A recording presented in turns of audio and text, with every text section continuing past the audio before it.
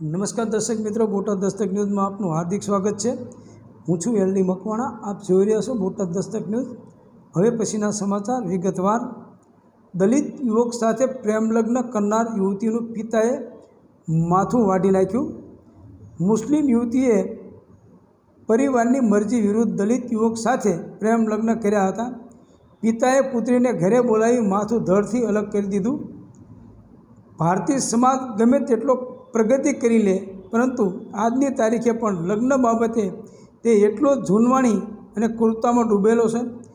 એનું જ કારણ છે કે દેશમાં પોતાની જાતિ ધર્મથી અલગ થઈને પ્રેમ લગ્ન કરનાર યુગલોની હત્યા થતી રહે છે।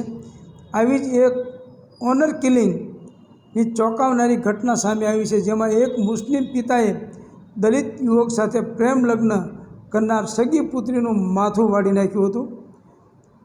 ચિત્તૂરની બાલાજીનગર કોલોનીમાં રહેતા શૌકત અલી અને મુમતાઝની દીકરી યાસ્મીને MBAનો અભ્યાસ કર્યો હતો।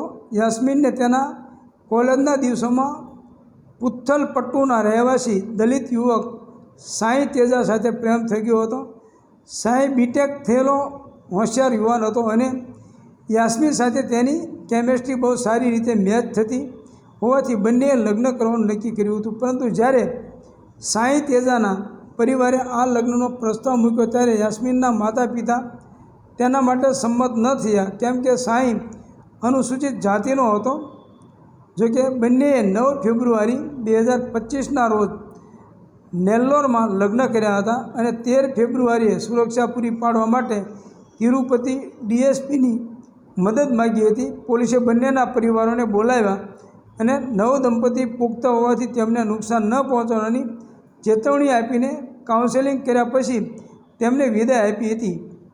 એ પછી 2 મહિના સુધી યાસ્મીન અને સાંઈનું જીવન સરસ રીતે ચાલ્યું, પરંતુ છેલ્લા કેટલાક દિવસોથી યાસ્મીનનો પરિવાર તેને વારંવાર ફોન કરી રહ્યો હતો અને તેને ઘરે આવીને તેના પિતા શૌકત અલીની ખબર કાઢવા આવવા માટે કહી રહ્યો હતો।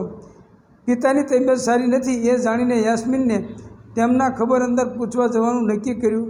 રવિવાર તારીખ 13 એપ્રિલ 2025ના રોજ સવારે તેના પતિ સાંઈએ ચિત્તૂરના ગાંધી ચોકથી યાસ્મીનને તેના ભાઈને કારમાં બેસાડીને તેના વતનમાં મોકલી હતી। યાસ્મીનના ગયા પછી તેના પતિ સાંઈ તેજાએ તેને અને તેના પરિવારના સભ્યોને ફોન કર્યો, પરંતુ તેમનો સંપર્ક થઈ શક્યો નહીં। તેથી તેને કંઈક અજુગતું બન્યાની શંકા જતાં એ તરત જ યાસ્મીનના પિતાના ઘરે પહોંચી ગયો હતો, પણ ત્યાં સુધીમાં યાસ્મીન આ દુનિયામાંથી જતી રહી હતી। સાંઈ જ્યારે યાસ્મીનના ઘરે પહોંચ્યો ત્યારે તેને કશું મળ્યું નહોતું। તેણે પૂછપરછ કરતાં તેને કહેવામાં આવ્યું કે યાસ્મીન ઘરે નથી। પછી કહ્યું કે તેને આત્મહત્યા કરી લીધી છે। હાલ યાસ્મીનનો મૃતદેહ સરકારી હોસ્પિટલના સબઘરમાં છે। યાસ્મીનના પિતા શૌકત અલી અને તેની મોટી બહેનનો દીકરો લાલુ ફરાર થઈ ગયા છે।